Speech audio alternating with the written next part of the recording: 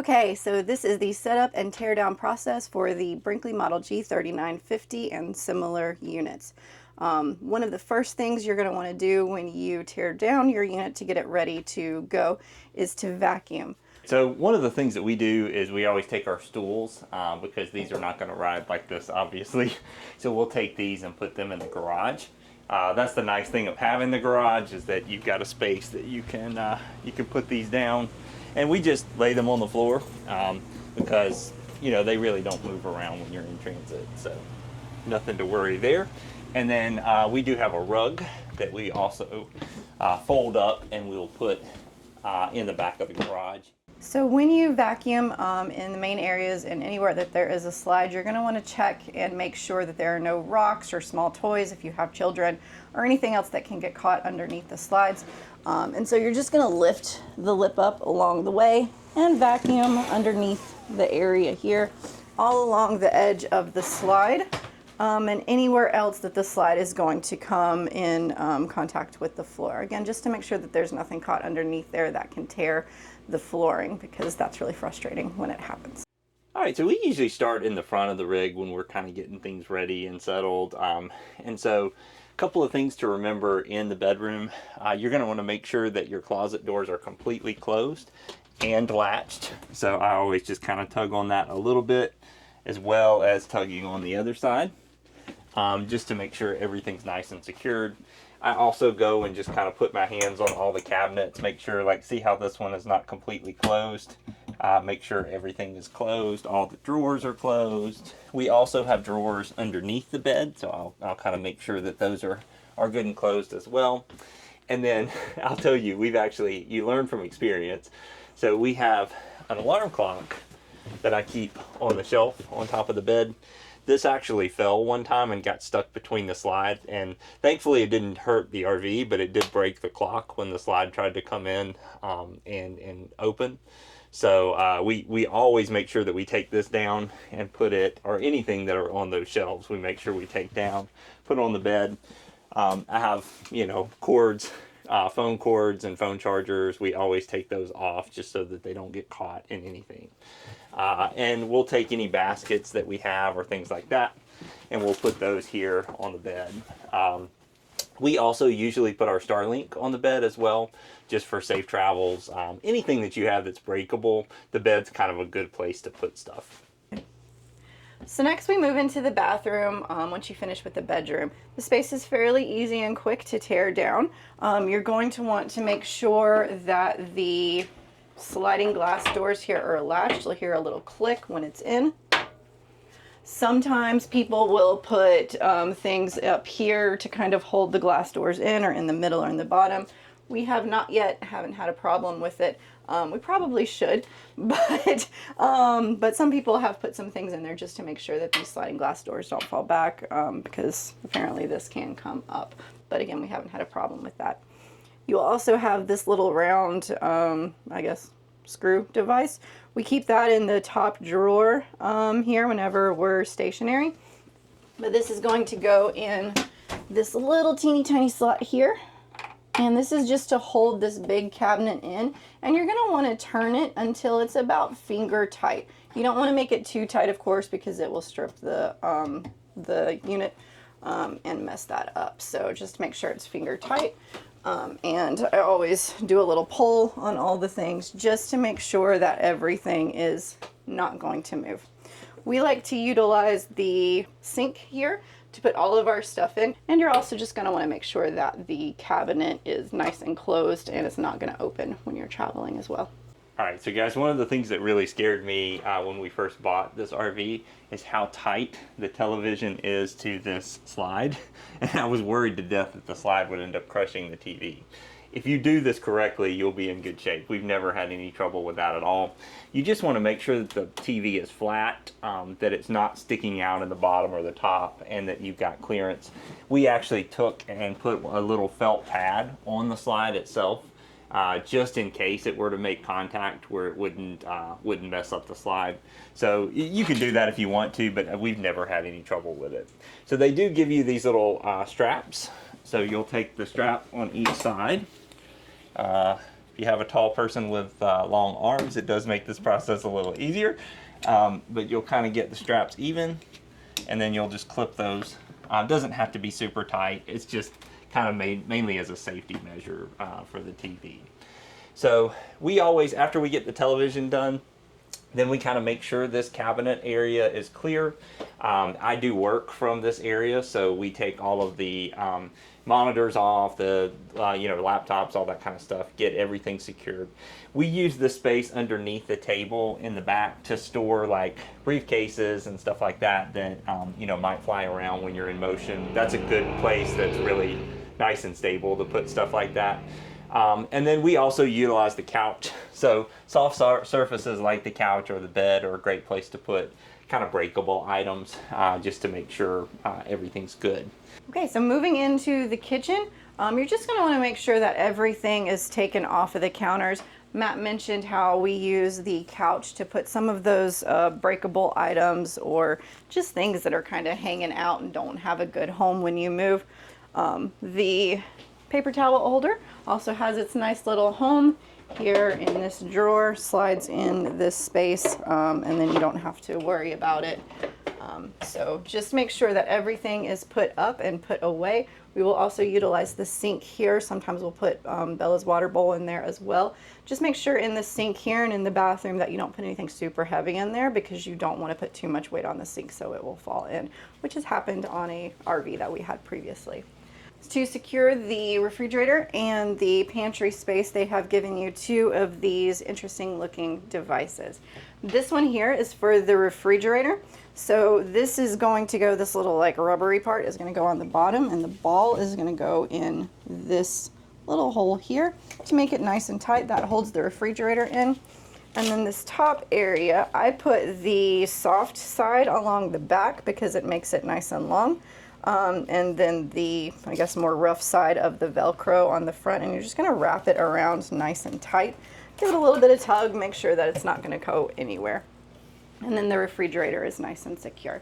The pantry here and here, some of the units may have one, some may have two, but you're just going to make sure that it is in. It may look in, but that doesn't mean that it is. So you're going to slam it in, give it a little tug, make sure it's in. Same on the other side. And then this will go in the top. There is another hole just like there is in the bathroom, and you're going to do the same where you put it in and turn it until it is nice and finger tight. Give everything a little tug, make sure all the cabinets are secure before you finish off this space. And last but not least is the garage. Just kind of whatever you guys have back here, make sure that everything is secure. If you have vehicles back here or big devices back here, make sure that they're secured to the floor using the straps that they gave you. We transformed this space into an office, but either way, make sure that the Happy Jack system is all the way up. So you're going to hit this up button here on the lift, and then you're just going to lift it all the way up, and you'll hear a click. And then once the bed lift is up, you will want to put the little pins into the Happy Jack system. So the pins are going to go into these little teeny tiny holes right underneath this black arm here. You're going to put one on each side. So you should have 4 if you have the Happy Jack system, and then the Happy Jack system is secure. And again, just make sure that everything in the back is situated so that nothing will fall whenever you're moving down the road. And in the G's, you have the patio system. So you're going to want to make sure that the doors, the windows and the doors are all the way down, so the glass is in the bottom, and it's just the screen at the top. And that's just to make sure that if you hit a bump and they fall, that it's not going to cause any problems with the doors and the screens. And the garage door is always going to be closed and locked. We have been told that these can come open in transit even when they're closed. So just to add a protection, make sure that they're closed and locked. So if it does open up, or if you hit a bump, that it doesn't open up and then fly open and break the glass. So just make sure it's locked.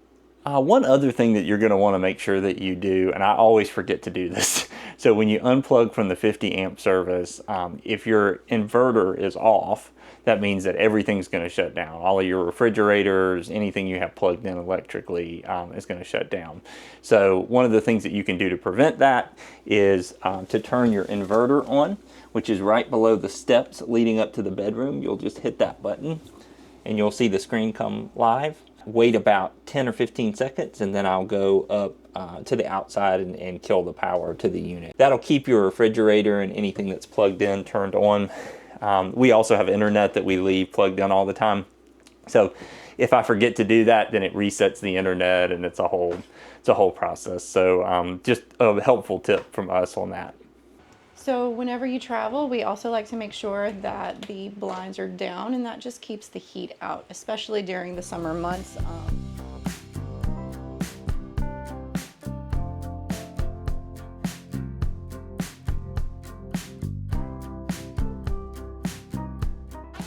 All right, so we got to make sure that we have a little Ring camera, so we make sure obviously that comes off so that it doesn't have any issues in transit. Make sure that the door is fully opened when you're putting the stairs in.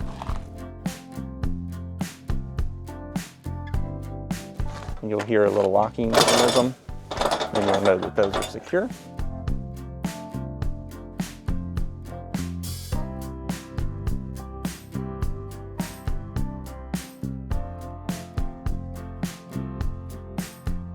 All right, guys, so our situation is a little bit unique in the sense that we have a ladder that we mounted to the back of the 3950. Most of them do not come that way, but I liked the ladder setup being a little bit more sturdy for getting on the roof.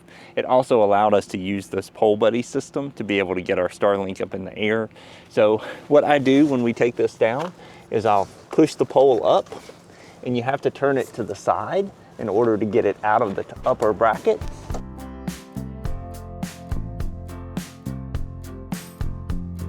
We will take the Starlink pole buddy off by lifting this little plastic thing on the bottom, and then that piece will slide out.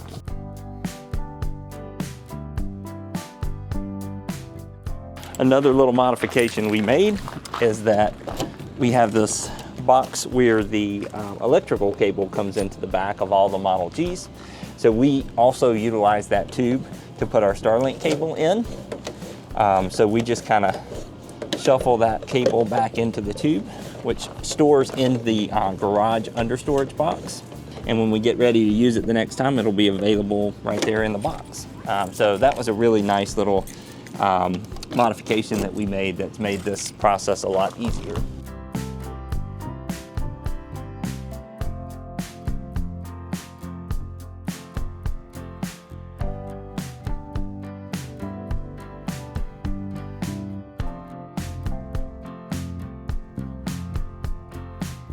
All right, so if we had a sewer connection at this particular site, we would disconnect the sewer process. We'll show you that in a later video, but since we do not have sewer at this site, one of the things that we're gonna do first is we're gonna unplug the water from the faucet.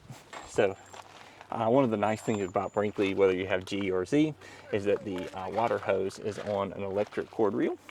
One of the things I'll do is just kind of put my towel around it so that if there's any dirt or mud or things like that, I can wipe it as the hose is going in. And then this will just reel right in like that. And the water hose is done. We're going to disconnect the electrical. We use a surge guard. I recommend everybody have some kind of power surge protector, whether it's surge guard or watchdog or whatever you like to use. But it's really important to protect your RV from electrical surges. So we'll flip the 50 amp breaker off, which will turn the power off to the device and to the camper. We use a 90-degree elbow just to put less pressure on the power cord itself. So we'll unscrew that from the device, and then we keep our surge protector here in this storage drawer in its box. I like boxes, Stacy will tell you that. But it does protect it and keep it nice and safe. So we'll put that back in the box. And then finally, we will take this little cover, which keeps water or anything from coming up into the place where the cord reel and the water hose comes out, and we'll just screw that back on. One of the good things about a nice sunny warm day is that this electrical cord is a lot more pliable. In the winter, these can be really hard to reel up. So If this looks easy, it's normally not, but it just happens to be a really sunny, warm day. So that process went nice and smoothly. So to turn this system on, the auto level, you're gonna hit the top and bottom button at the same time. You see that little green light come on? And then we're going to hit hitch height. What that does is it pulls all of the back jacks up and leaves the front ones down, but puts it at the last height that it was whenever you took it off so that you can get it on the truck easier. Also be very careful with that and make sure you hit hitch height and not retract all, especially if your truck is parked close to it. I've seen a lot of people that smash trucks because this thing does not have any kind of sensor to prevent all of the jacks, including the front ones, from coming up if you hit that button by mistake. So our truck is parked safely out of the way, so I'm not worried about it, but if you, that is something to really remember and be thoughtful of. We're gonna have to move the puppy. What are you doing?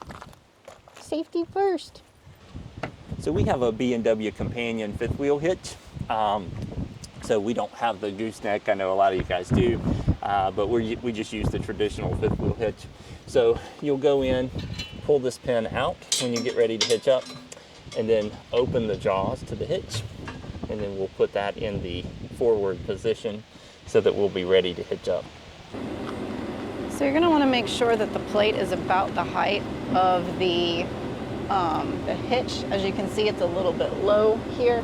So you may wanna have another person back at the controls to lift the RV up or down as needed so that that will slide onto the hitch plate.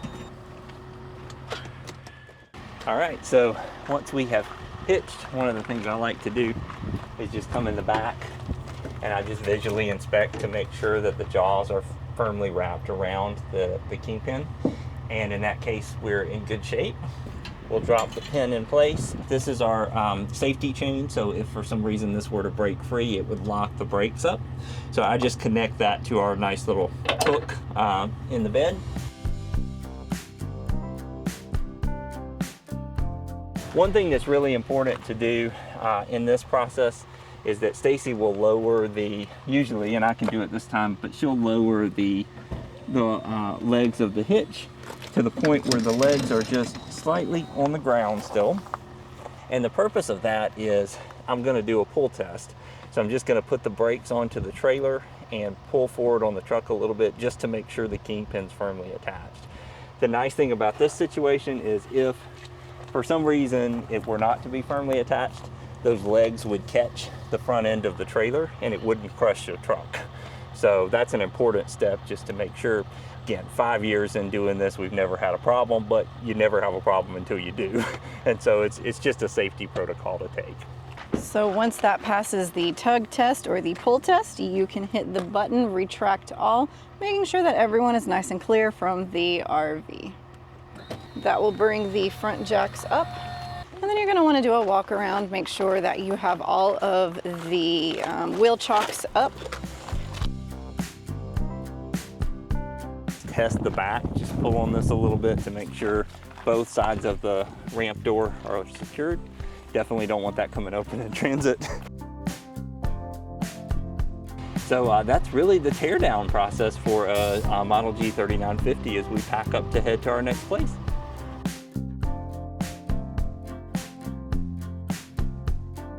All right, so we have parked. We're gonna start with the outside.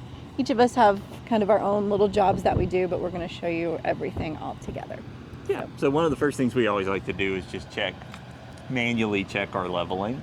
That way we know before we unhitch if we have to put up our tires on some blocks or something to make it more level depending on the site. So it's a little bit of a feel. You get a feel for what's too unlevel. If I had to pick this way up or something, then I would know that we would need blocks. But the leveling system on this does a pretty good job because it's hydraulic. So as long as it doesn't lift your tires off the ground, we're pretty comfortable with it doing its thing. So I always like to, instead of running our jacks when we're auto leveling, I always like to run it off of the main power when we're plugged into shore power. So one of the first things I do is hook up shore power. The cord reel is really nice. I think at some point we need to learn how to use that effectively, but we have not done that to date. So I always just kind of keep the cord wound up inside the compartment. The other thing we do is we've always had this 90-degree tool. So instead of having the plug in this way and have all of this extra pressure on this cord, it puts pressure on this 90-degree angle cord, which we can easily and cheaply replace, much more so than the actual cord.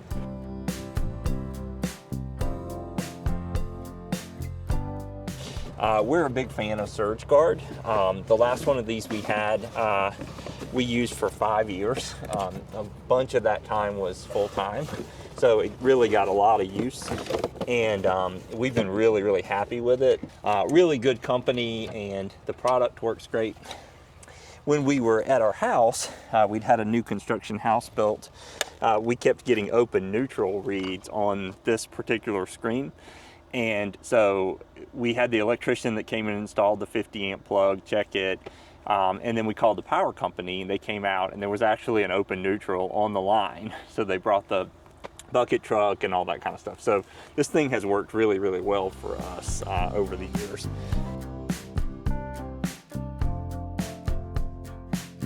So this has a screen.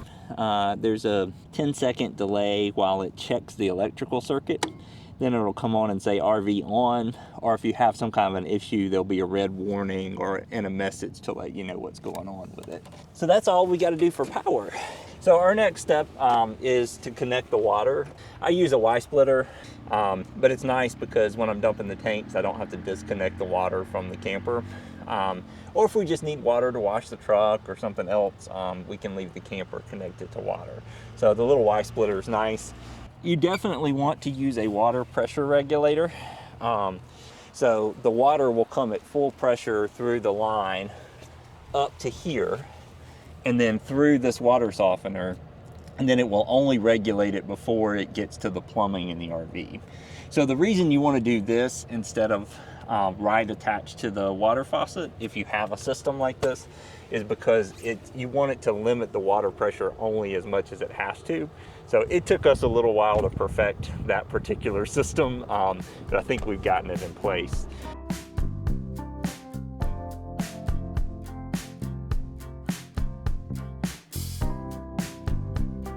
Now we are done with electric and water. So while Matt is doing all of the electric and water, I get the level ready so that we can unhitch. So we got to wake up the system, which happens by holding the up button and the bottom button down kind of at the same time. Push that and then hit the up button, and the jacks will go down in the front. All right, so disconnecting the truck. There are two pieces that are connected to the truck. Please make sure that you disconnect the electrical line before you pull out. We have made that mistake before when we were really busy and harried and it was a late night. So just make sure that you always have a checklist and you kind of follow your checklist as you're disconnecting. Mm-hmm. So. And we always check behind each other and all the big things, especially this, which really just gives the other person permission to make a mistake. Yeah. It's not about trusting the other person to do their job. It just says you're human, and I understand that. And so I'm going to check and just make sure that we're good because we're doing this as a team. Absolutely.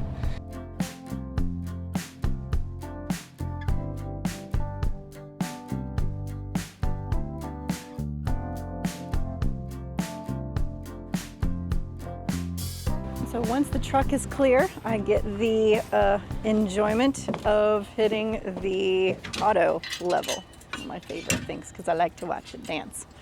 So we're going to come back to this area and hit auto level. Always make sure that all of these compartments are up because, as you can imagine, if it goes down, it will crush the door. So yes, make sure that that is up. While it's leveling, this light will flash. Once it is a solid green, that means that it is completely level, and you can continue on your setup process.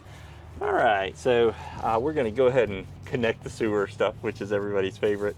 I used to wear gloves that were not disposable gloves, and they just got kind of nasty. I just got tired of kind of messing with that, and then you're like, you know, it's just as nasty as you know, almost as nasty as just using your hands and washing them afterwards. But these gloves are good. You always seem to be cutting your hands on something when you're in the RV lifestyle, so having a cut on your hand while messing with sewer stuff just doesn't seem like a good idea. So we use these. I always keep our sewer stuff in the bed of the truck, just because why put dirty, nasty sewer stuff inside your RV in the compartment? Especially when you have truck bed space. In our tote, which we do sanitize periodically, we'll pull everything out. We'll use bleach water and kind of bleach wipe the tote, as well as all of the all the hoses. But you know, this is kind of our approach. One thing with these particular twist-on hoses, sometimes you'll get dirt or grime on this where the teeth come in, and it makes it hard to get the sewer hose off. So I'll usually just kind of wipe those down a little bit. Also, you'll notice we bought these little gate valves. These just twist onto the sewer valve.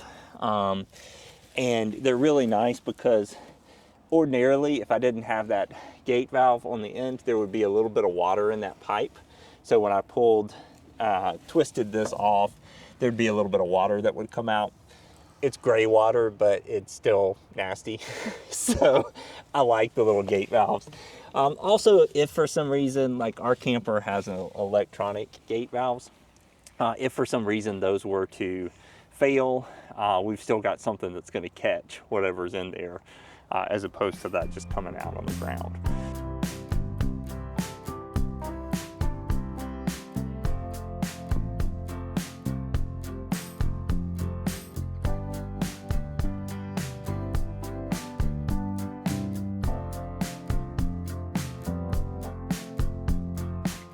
It's just kind of to keep your sewer hose at the right angle so that it can go over to the dump station itself, and we're all set in terms of sewer. All right, so we have on our Model G, we decided to put a ladder on the back driver's side because we really didn't like using the portable ladder that came with it. So because we have a ladder mounted on our camper, like any of you that have a different type, most campers have a ladder on them.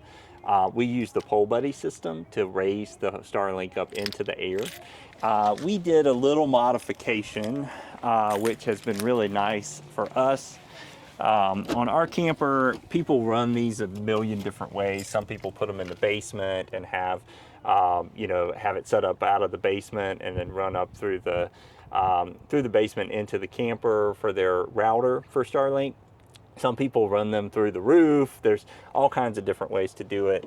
But we had a little tube within our camper that goes into a storage box in the back. So this just allows us to use, when we're using it, we pull it out. When we're not using it, we feed it back through and close that little cabinet. So it's really convenient for setting up and tearing down as much as we do.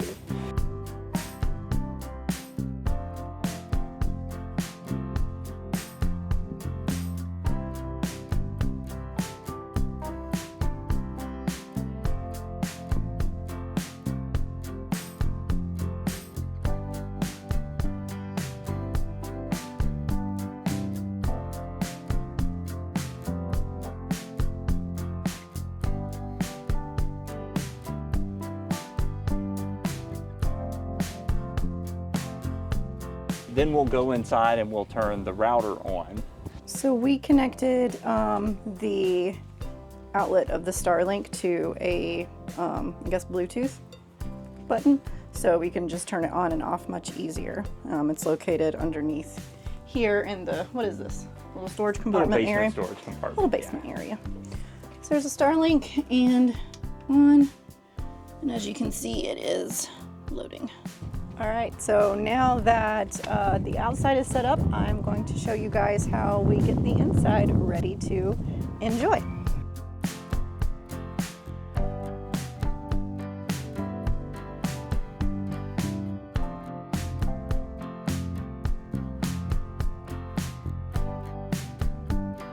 So once we get inside, I always like to turn a little bit of light on with the only flip switch that we have there. And just check and make sure that the slides are okay, that nothing obviously came open. There's no drawers open in the back. There's nothing that could cause a problem for opening up the slide.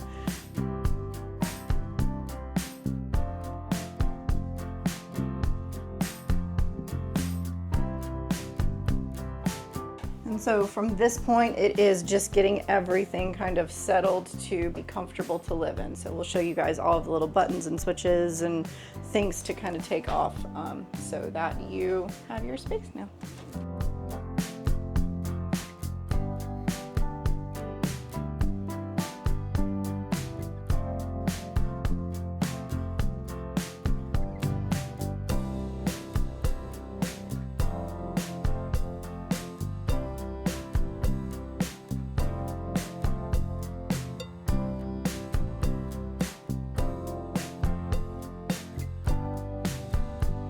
And now our RV is all set up and ready to enjoy. And Bella's just being so cute. Get that wind.